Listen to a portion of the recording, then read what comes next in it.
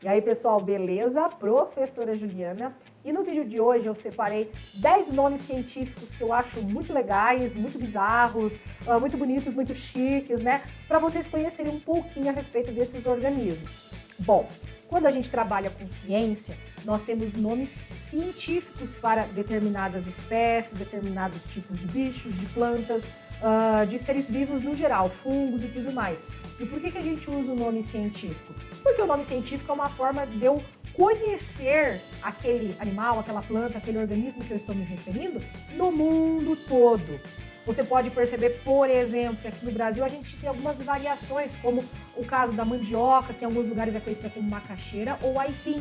Então nós não poderíamos tratar no meio científico dessa forma, porque talvez em um lugar chamaríamos de mandioca, no outro lugar do mundo conhecida como aipim. Isso daria um problema ali, uma confusão no meio dos cientistas para identificar o que se estava trabalhando. Então nós temos os nomes científicos para poder definir um organismo e esse nome ele é internacional, ou seja, se eu falar de alguma espécie, por exemplo, a espécie humana que é o Homo sapiens, se eu falar de Homo sapiens no Brasil, na Europa, nos Estados Unidos, em qualquer lugar do mundo em que eu estiver, todos estarão sabendo que eu estou me referindo à espécie humana.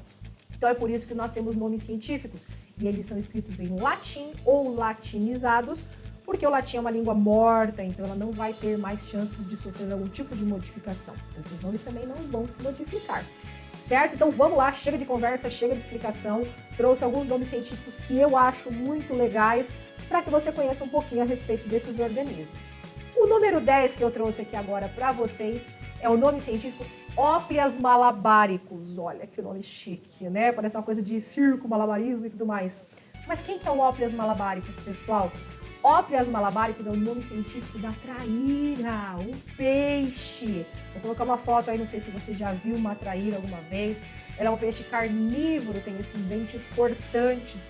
Muitos criadores de peixes não gostam da traíra porque ela se alimenta de alevinos. Mas o que é alevinos? Né? Outro nome científico? Não. Alevinos são a fase larval dos peixes, a fase inicial ali de desenvolvimento dos peixes. Como a traíra acaba se alimentando dessas larvas, ela acaba fazendo com que os criadores tenham prejuízo aí onde ela está, né? Então, por que eu coloquei ela em 10º lugar? Porque o Óplias malabaricus é um nome científico que caiu na minha prova de zoologia, porque meu professor de zoologia ele era doutor em peixes e ele fazia questão de trazer aquela prova maravilhosa de peixes pra gente. E eu nunca mais esqueci do Óplias malabaricus porque a traíra caiu na minha prova. A gente tinha que classificar, olhar e descobrir qual era o nome científico, né, baseado na chave de classificação. Viu como serviu a prova? Eu marquei, né, para o resto da vida o Óplias malabaricus e nunca mais esqueci. Ele está aqui em 10º lugar da nossa lista. Em 9º lugar, temos um outro organismo chamado cientificamente de Saccharomyces cerevisiae.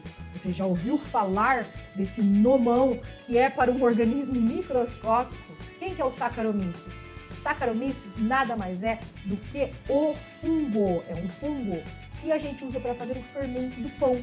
Isso mesmo. Quando você vai no mercado e você compra o fermento biológico, que a gente, né, diferente do fermento químico, o fermento químico é para bolo, porque é só uma reação química, e o fermento biológico é um fermento com um organismo vivo.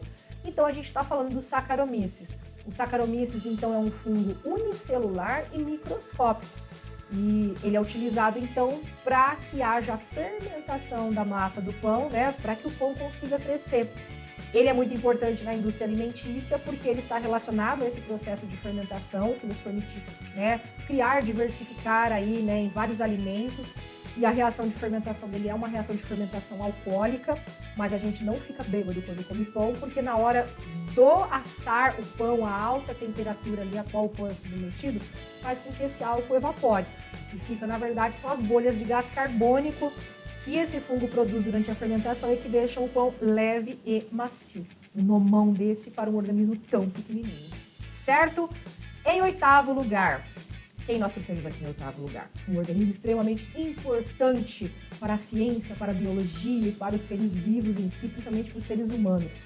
A Drosophila melanogaster. Olha que chique, né? Uma coisa inglesa assim, né? Melanogaster, tá? Quem é a Drosophila melanogaster?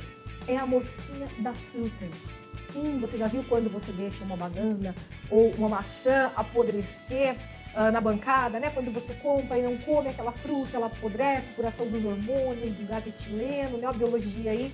E aí enche de mosquinhas em cima daquela fruta, você fica assim abanando aquelas mosquinhas, né? Essas são as drosófilas, as nossas amadas drosófilas. E por que elas são tão importantes assim, se a única função delas é só viver nas frutas podres, né? Na real, não é, gente. As drosófilas são organismos modelo. O que significa isso?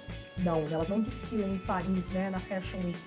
As drosófilas são organismos que nós utilizamos, assim como as ervilhas de Gregor Mendel, para fazer estudos e inferir esses estudos em outros organismos, inclusive em seres humanos.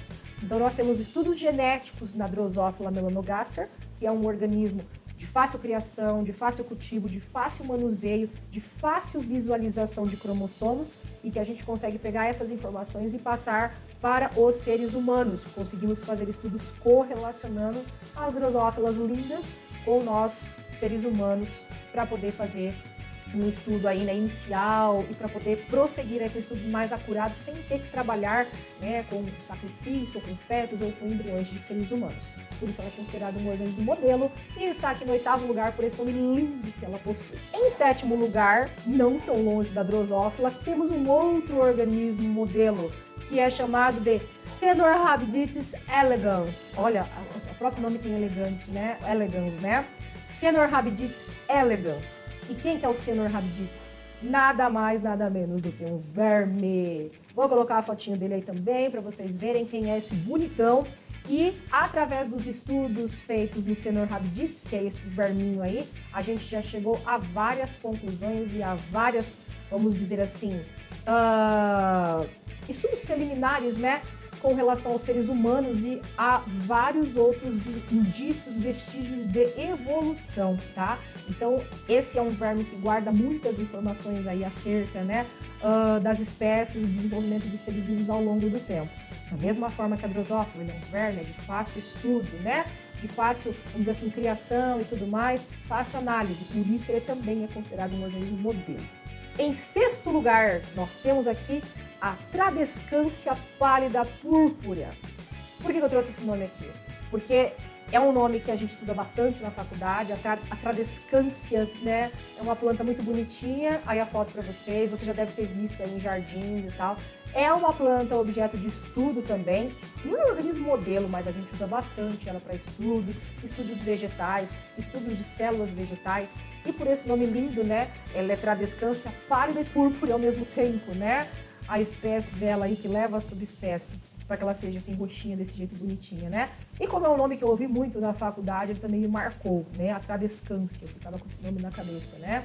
Um nome legal para você dar pro seu filho, né? Chama alguém aí, né? Bacana.